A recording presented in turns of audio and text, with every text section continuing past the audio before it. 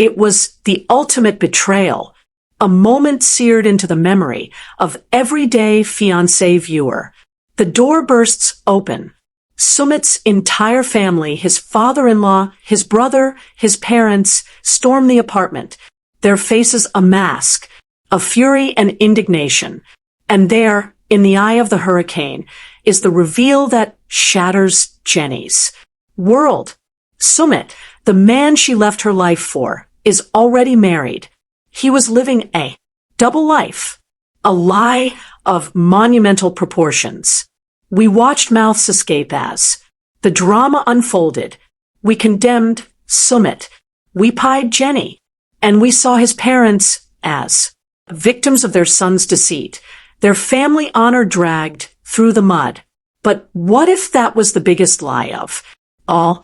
What if the shock on their faces was an act? What if the entire confrontation wasn't a discovery, but a performance? What if he wasn't the only one lying? What if his parents were the true masterminds? This is the story you haven't been told, the story that producers couldn't air, and the Singh family fought to keep buried. Today, we expose a conspiracy that runs deeper than you could ever imagine. So, before we pull back the curtain on this meticulously crafted deception, do me a favor, hit that like button, subscribe to the Tell-All Tapes, and ring that notification bell because you are not going to want to miss a single second of the evidence we are about to reveal. The story you thought you knew is about to be turned completely upside down. To understand the depth of this conspiracy, we must first travel back and walk through the official narrative, the one that was so carefully presented to us on our television screens. The story began, as many do in this universe, online. Jenny Slatton, a grandmother from Palm Springs, California, fell in love with a young man from India, or so she thought. The man she knew as Michael Jones, a handsome, charismatic man from Chicago, was in reality Sumit Singh, a call center employee living with his parents in a Delhi suburb. This was lie number one, the foundational deceit upon which this entire saga was built. Sumit's catfishing of Jenny was a significant betrayal in itself. He used a fake identity, a fake backstory to lure in a woman years his senior. When he finally came clean, Jenny, against all odds and the advice of her children, had already fallen for the man behind the pictures. She forgave him. She decided the connection they shared was more real than the profile he had created. This forgiveness, this willingness to overlook the initial deception would become a recurring theme, a vulnerability that would be ruthlessly exploited not just by Sumit, but by his entire family. Jenny decided to take the ultimate leap of faith. She sold her belongings, packed her life into a few suitcases, and moved to India to be with Sumit. The plan was simple. They would live together. He would confront his parents about their relationship. They would get their blessing and then get married. From the moment she landed, the central conflict presented to the audience was the immense cultural divide and the staunch disapproval of Sumit's parents, Sanaa and Anil. We were told they were traditional, conservative Indian parents who could never accept their son marrying an older divorced American woman who couldn't give them grandchildren. The narrative was clear. Sumit was caught between the love of his life and his duty to his family. We watched him squirm, make excuses, and constantly delay the moment of truth. He would tell Jenny he was going to his parents' house to finally tell them, only to return defeated, saying the time wasn't right. He painted a picture of a man paralyzed by fear, terrified of the shame and disappointment he would bring upon his family. His parents, in the brief glimpses we got, seemed to reinforce this narrative. They were portrayed as stern, unyielding figures, deeply invested in tradition and societal expectations. Sanaa, in particular, was presented as the matriarchal force of opposition, her disapproval the primary obstacle to Sumit and Jenny's happiness. We were led to believe that they had no idea Sumit was even living with Jenny. He had told them he'd taken a new job in a different city. Eli buy himself time while he figured out how to break the news. The tension built with each passing episode. Jenny's visa was running out. Her money was dwindling. Her patience was wearing thin. She pushed Sumit, demanding he be a man and face his family. He promised, he swore, he delayed. We, the audience, grew frustrated with Sumit's cowardice. We saw him as a weak man, unable to stand up for the woman he claimed to love. And then came the explosion, the confrontation. It was raw, chaotic, and utterly convincing. Sumit's brother Amit, his wife, his father, Anil, his mother, Sana, and even his father-in-law descended upon the apartment. Jenny was confused, then terrified. Sumit was cornered, his lies collapsing around him. The shouting, the accusations, the sheer drama of it all. The father-in-law's chilling threat. I will put you in jail for a minimum of years. And the final soul-crushing reveal. He's married. Jenny's world imploded on camera for our viewing pleasure. The family dragged a whimpering Sumit out of the apartment, leaving Jenny alone, broke, and heartbroken in a foreign country. At that moment, the battle lines were drawn. Sumit was the villain, the liar, the adulterer. Jenny was the tragic victim. And his parents, they were the wronged party. Their family honor shattered by their son's secret life. Their rage and disappointment seemingly justified. This was the story we were sold. And for years, this is the story we believed. But a story like a house is only as strong as its foundation. And the foundation of this story we can now exclusively report was rotten from the very beginning. For years, rumors have swirled in the digital ether. Whispers in fan forums and comments from anonymous accounts suggesting that there was more to the story. But without proof, it was all just speculation until now. An insider, a whistleblower from within the Singh family, has come forward. We'll call him Rohan. Rohan is a cousin, a member of the extended family who witnessed the private machinations that played out behind the public facade. Disgusted by what he describes as a web of hypocrisy and emotional blackmail that has defined his family for years, Rohan has provided the tell-all tapes with a treasure trove of evidence. A digital paper trail that doesn't just poke holes in the official narrative, it obliterates it. This evidence takes the form of a series of text messages. Not just any text messages, but a documented conversation thread between Sumit's mother, Sana, and his father, Anil, from the weeks before Jenny ever set foot in India on her first trip. These are not rumors. This is not speculation. This is a time-stamped record of a conspiracy in the making. Let's be perfectly clear about the timeline. The story we saw on TV began with Jenny's arrival in India. The narrative was that Sumit was hiding her from his parents, who knew nothing of her existence. These text messages, which have been reviewed and their timeline corroborated by our team, predate that arrival. They prove without a shadow of a doubt that Sumit's parents, particularly his mother, Sana, knew about Jenny long before we were led to believe. They didn't just know, they were actively plotting.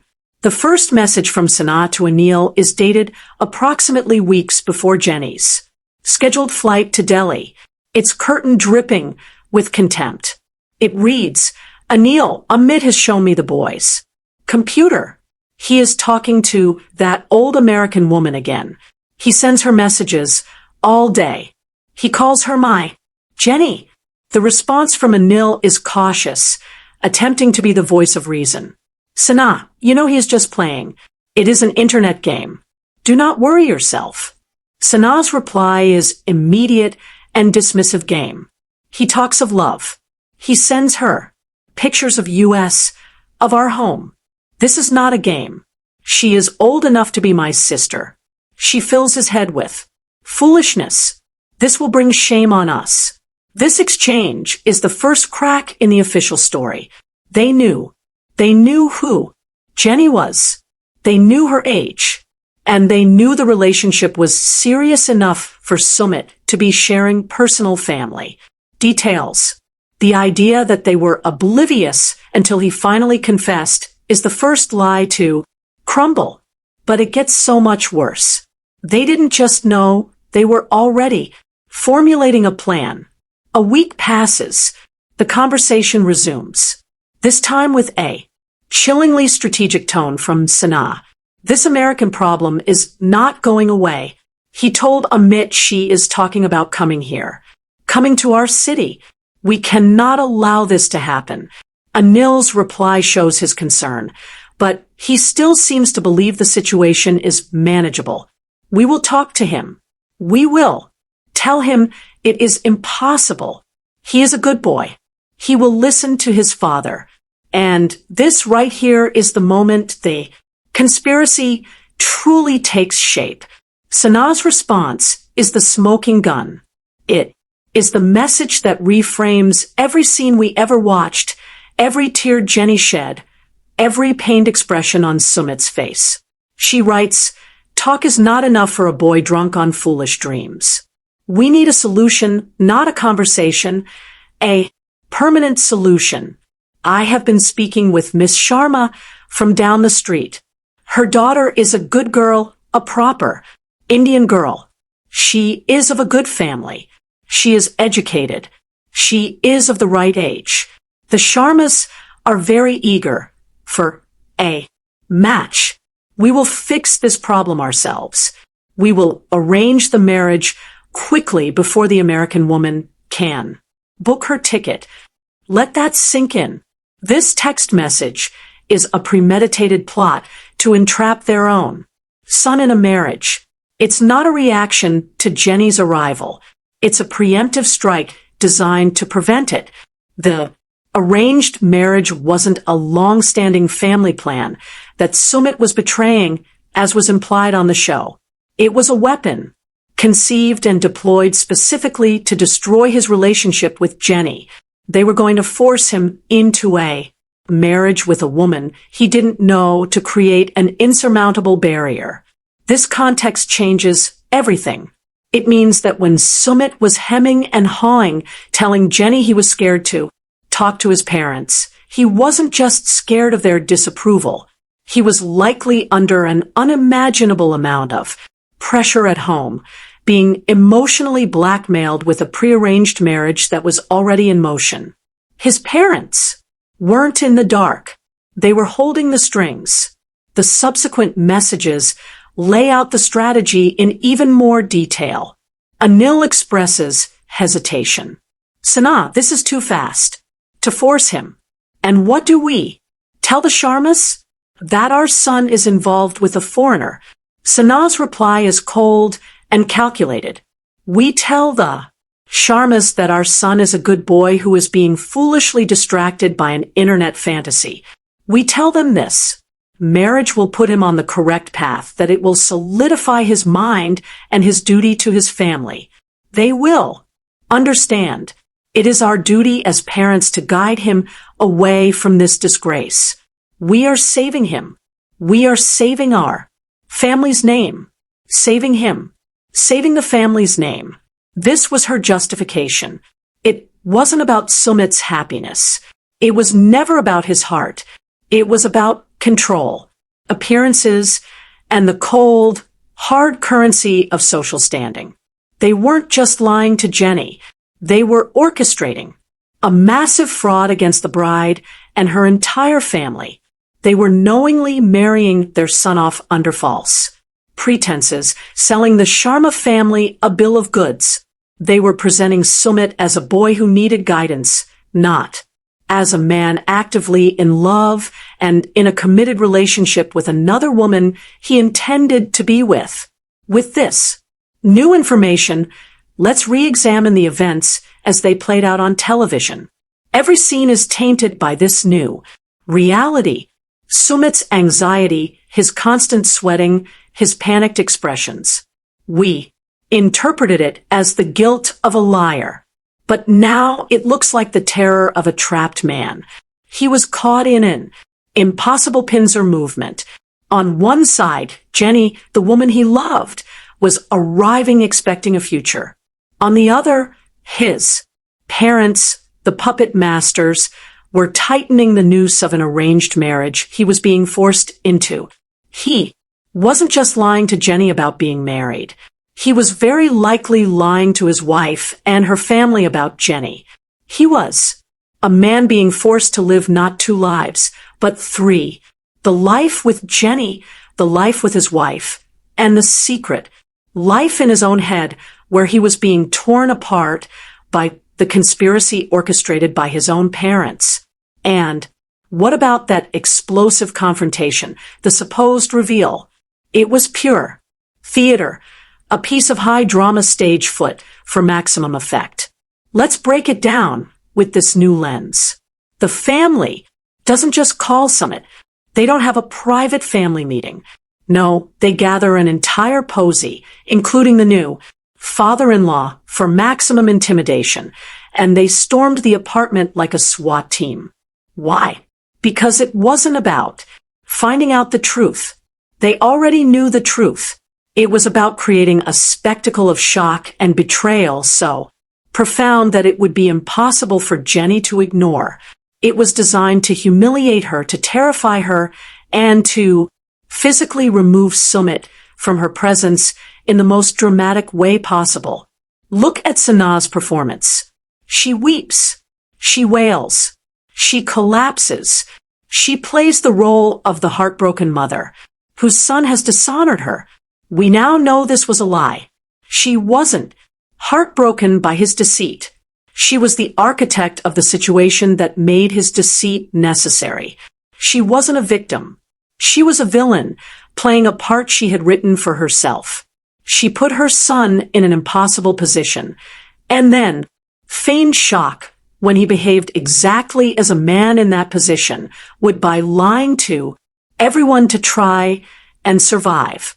This conspiracy theory backed by the cousin's leaked text suggests that Sumit is not the master manipulator we all thought he was. Instead, it paints him as a pawn in his mother's cruel game of social chess. He is guilty. Yes, his lies to Jenny were inexcusable. He made terrible choices. But the narrative that he was the sole source of the deception is demonstrably false.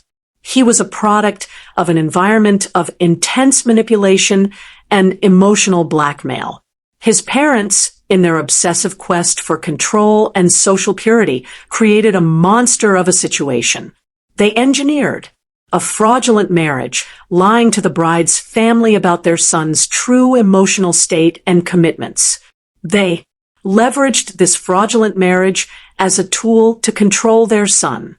And then, when their son's lies inevitably caught up to him, they feigned ignorance and shock, positioning themselves as the primary victims in a tragedy they themselves had scripted. This wasn't just a family dispute. It was a calculated, multi-layered deception that victimized everyone involved. Jenny was a victim duped into moving across the world under false pretenses. The first wife was a victim married to a man who was in love with someone else, a fact her in-laws were fully aware of and deliberately hid. And in a strange, twisted way, Sumit was also a victim of his parents' suffocating control, forced into a corner where every choice was a betrayal of someone. The whistleblower. Rohan explains the motivation behind the parents' actions as being rooted in a deep-seated fear of social ostracism. In their community, a son marrying an older, foreign, divorced woman would be a source of immense gossip and shame. It would affect their standing, their reputation, and potentially even the marriage prospects of other children in the extended family. For Sanaa, this was a fate worse than her son's unhappiness. Preserving the family's image was paramount, and any sacrifice was justified in pursuit of that goal.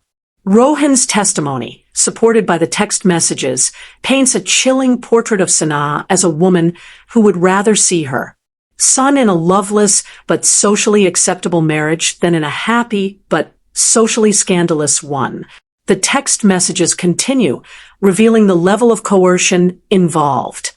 After the marriage was finalized, but before Jenny's arrival, Sumit apparently began to rebel.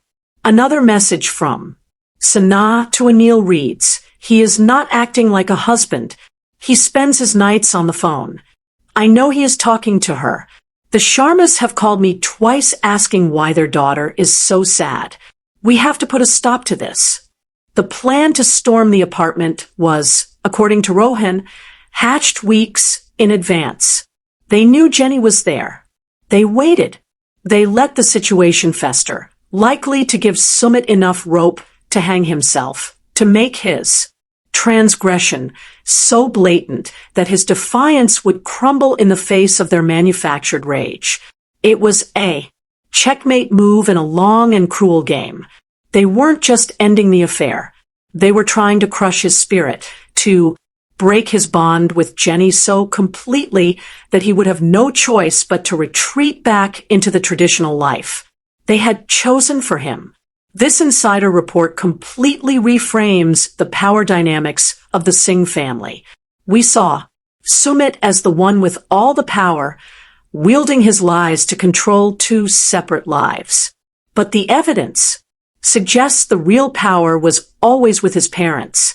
They held the financial strings, the social standing, and the powerful weapon of familial duty. Sumit's lies were not a sign of his power, but of his powerlessness. They were the frantic, desperate actions of a man trying to please two diametrically opposed forces doomed to fail from the start. His mother demanded obedience and tradition. Jenny demanded love and honesty. Caught in the middle, he chose deception as his only survival mechanism. It was a cowardly choice, a damaging choice, but a choice made under a level of duress that we, the audience, were never made aware of. Think about the scene where Sumit is taken from the apartment. He is crying, pleading, but he goes with them. We saw it as a son, finally being forced to face the consequences. But perhaps we should see it as a hostage being taken. He was being returned to the life his parents had built for him, a prison gilded with tradition and family honor. The narrative of the show from that point on was about Sumit fighting to get a divorce to be with Jenny. We saw it as his redemption arc, his struggle to undo his own terrible mistake. But if this conspiracy is true, he wasn't just fighting for a divorce from a woman he didn't love. He was fighting for his freedom from his parents' manipulative control. Every legal battle, every family argument, every tearful confession was a battle in a larger war that had been raging long before the cameras ever started rolling. The parents' on-screen anger about the cost of the divorce takes on a new, more cynical meaning. They weren't just angry about the money. They were angry that their permanent solution was failing. Their carefully constructed trap was being dismantled, and their investment in control was being threatened. They had committed a fraudulent act by arranging the marriage under false pretenses. And now the implosion of that marriage was costing them dearly, not just financially, but in their ability to control their son. The implications of this are staggering. It means that for multiple seasons, we have been watching a shadow play. The real conflict was never just Sumit's lies. It was a covert war between a son desperate for personal Freedom and parents desperate for absolute control, using tradition and honor as their weapons. Sanaa and Anil presented themselves as the moral center of the family, the guardians of tradition. But if these texts are authentic, they are anything but. They are manipulators who engaged in a conspiracy to commit marriage fraud, emotionally blackmail their son, and deceive two families simultaneously. Their hands are not clean. In fact, they are covered in the grime of a deception so profound it makes Sumit's own lies pale in comparison. He lied about his marital status. They lied about the very nature of that marriage's foundation. His was a lie of omission. Theirs was a lie of commission, an act of deliberate, premeditated sabotage. But the story doesn't end with leaked text messages. The digital proof of the parents' conspiracy was a bomb, and its detonation sent shockwaves far beyond just Sumit and Jenny, the real victims of the parents' plot. The ones who were treated as nothing more than a convenient solution were the first wife and her family, the Sharmas. They were sold a lie. They married their daughter to a man they were told was simply a bit lost and needed a good wife to set him straight. They had no idea he was in a years-long, deeply serious relationship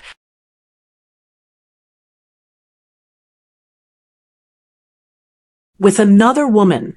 They were collateral damage in Sakna's war against Jenny. For years, they likely believed Sumit was the only villain, the man who had deceived them all. They endured the public shame of a divorce and the pain of their daughter's broken heart, all while believing a fiction. But what happens when the truth in the form of undeniable digital evidence finally comes to light? What happens when the Sharma family sees the text from Sanaa plotting to use their daughter as a tool? The betrayal they felt from Sumit would be nothing compared to the fury they would feel towards his parents. The real reckoning was about to begin. The family drama we saw on TV was just the opening act. The main event would take place not in a cramped apartment, but in a court of law. The conspiracy was exposed, but the consequences were just starting to unfold. The public exposure of these text messages was merely the spark. The inferno that followed would consume the entire Singh family. According to our insider Rohan, he did not leak the messages to the public at first. His initial goal was justice for the most wronged party, the silent victim in this entire saga, Sumit's first wife and her family. Rohan, feeling a profound sense of familial guilt, arranged for the evidence, the complete, unedited, time-stamped text message. History between Sanaa and Anil to be delivered anonymously to Mr. Kararma, the father of Sumit's ex-wife. He included a simple note. You deserve to know the real reason your daughter's life was ruined. The reaction was not immediate, but it was seismic. Imagine for a moment being Mr. Sharma. For years, your family has lived with the shame and anger of a failed marriage. You believed your daughter was the victim of a duplicitous, cheating husband. You directed all your fury at Sumit. You even confronted him on camera, threatening him with jail time, believing him to be the sole architect of this painful deception. You saw his parents, Sanaa and Anil, as fellow victims, their family honor stained by a wayward son, just as yours was. You might have even shared moments of commiseration with them. Two patriarchs united in their disappointment. Now, imagine receiving a file that proves this entire shared understanding was a lie. As you read the words, the blood drains from your face. You see the dates. Before the marriage, before Jenny's arrival, you read Sanaa's dismissive, cruel words. A proper Indian girl, a permanent solution. Fix this problem. Your daughter was not a bride. She was a tool. She was a human shield deployed by Sanaa to protect the family's reputation from an old American woman. The betrayal is so profound, so multi-layered, it's almost impossible to comprehend. The Singhs didn't just lie by omission.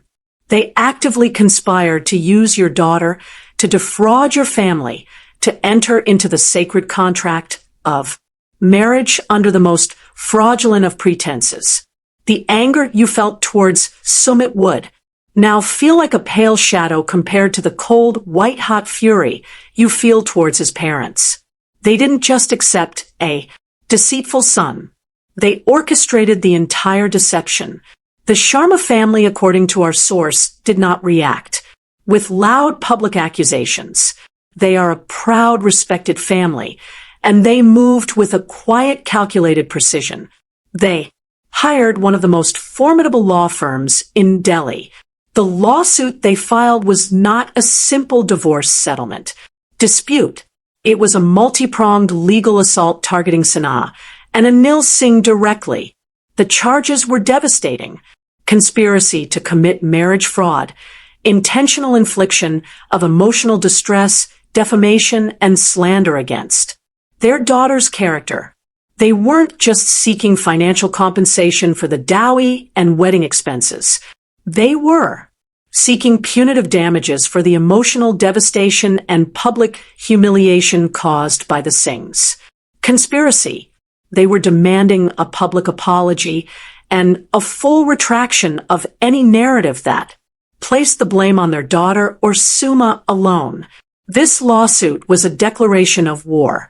It transformed a messy family drama into a high-stakes legal battle that threatened to strip the Singh family of their wealth, their reputation, and their standing in the community they so desperately sought to protect. The court summons arriving at Sanaa and Anil's home was a moment that the day Fiancé cameras tragically were not there to capture.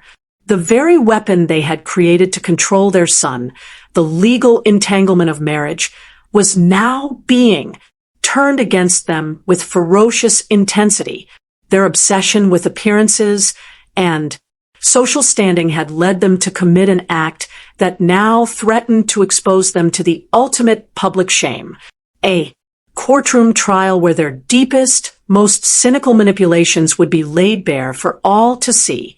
The lawsuit immediately fractured the Singh family, splitting them into warring factions. Sanaa and Anil, faced with undeniable evidence, did what all master manipulators do when cornered.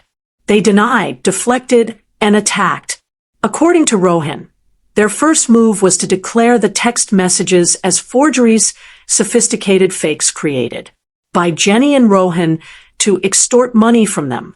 They publicly disowned Rohan, branding him a traitor to his own blood, a malicious liar who was jealous of their family's success.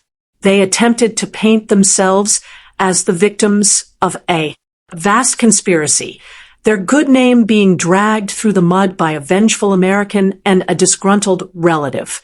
They doubled down on their narrative, insisting they were shocked and horrified by Sumit's secret marriage reveal, and that these allegations were a cruel and baseless attack on a grieving family. But it was a desperate, transparent strategy. The digital forensics of the text messages would be easily verifiable in court. Their denials only made them look more guilty. Their second and more insidious move was to turn on Sumit. They demanded his loyalty. They summoned him not as a son, but as a co-conspirator. Their message was clear. You will stand with us. You will testify that these messages are fake. You will say, this is a lie. We did all of this for you to save you from that woman, to protect this family. Now, you must protect us. It was the ultimate loyalty test. They were demanding that Sumit, in order to save them from the consequences of their own actions, perjure himself in a court of law. They were asking him to not only validate their original conspiracy, but to become an active participant in a new one obstructing justice. For Sumit, this was the moment his life had been building towards. He was no longer caught between two women. He was caught between his past and his future, between the suffocating loyalty demanded by his parents and the terrifying liberating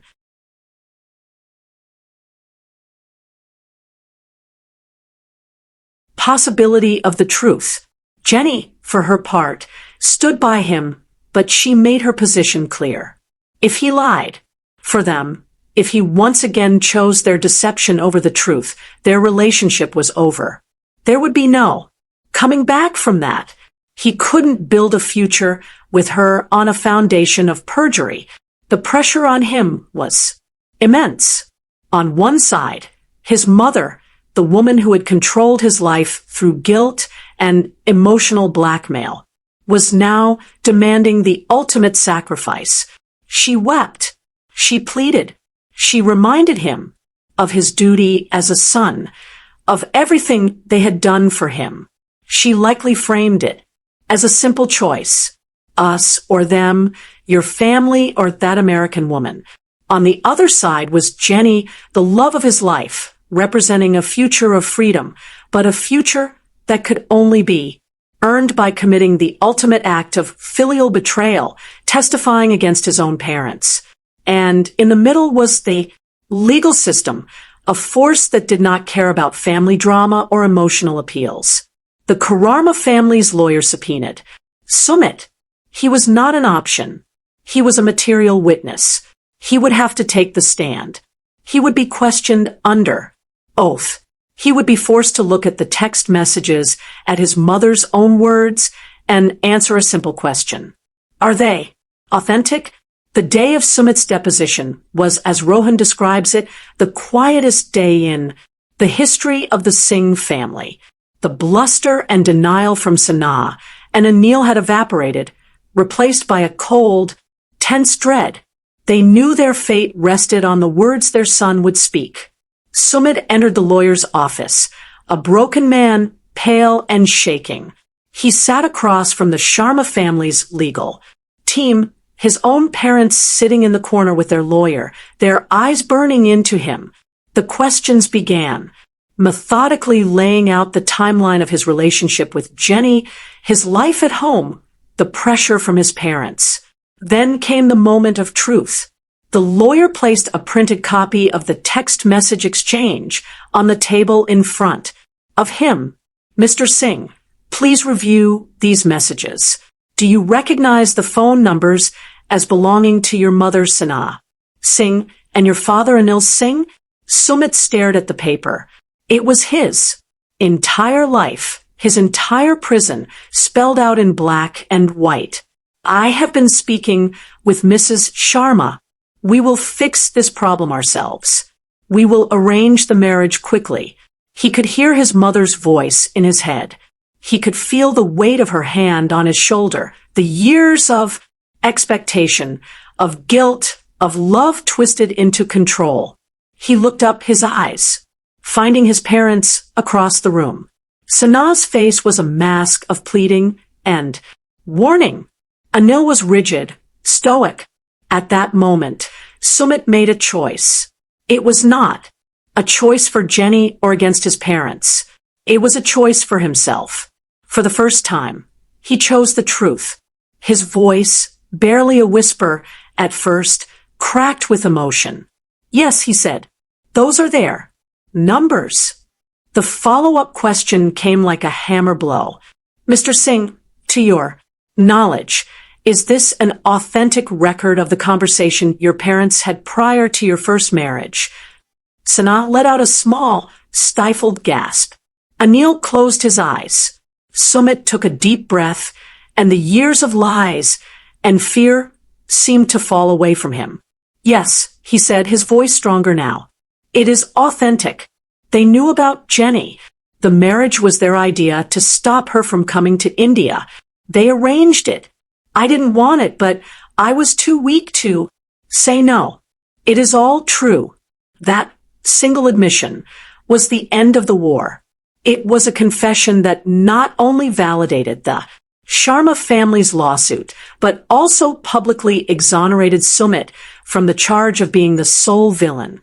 He was a liar and a coward, yes, but he was also a victim of a conspiracy hatched by his own parents. The legal case was an open and shut victory for the Char Armas. The court found Sanaa and Anil liable for fraud, ordering them to pay a substantial settlement that, according to Rohan, was a significant blow to the family's finances. But the financial cost was nothing compared to the cost to their reputation. The story, once confined to a reality show, was now a matter of public legal record. The Singhs, who had sacrificed their son's happiness for the sake of their social standing, were now social paras. Their name was synonymous with deceit and manipulation. They had lost everything they had conspired to protect. The family was irrevocably shattered. Sumit was downed. The lines of communication were severed. The son, who had once been their hope for the future, was now the man who had exposed them. But in that act of destruction, Sumit found his liberation.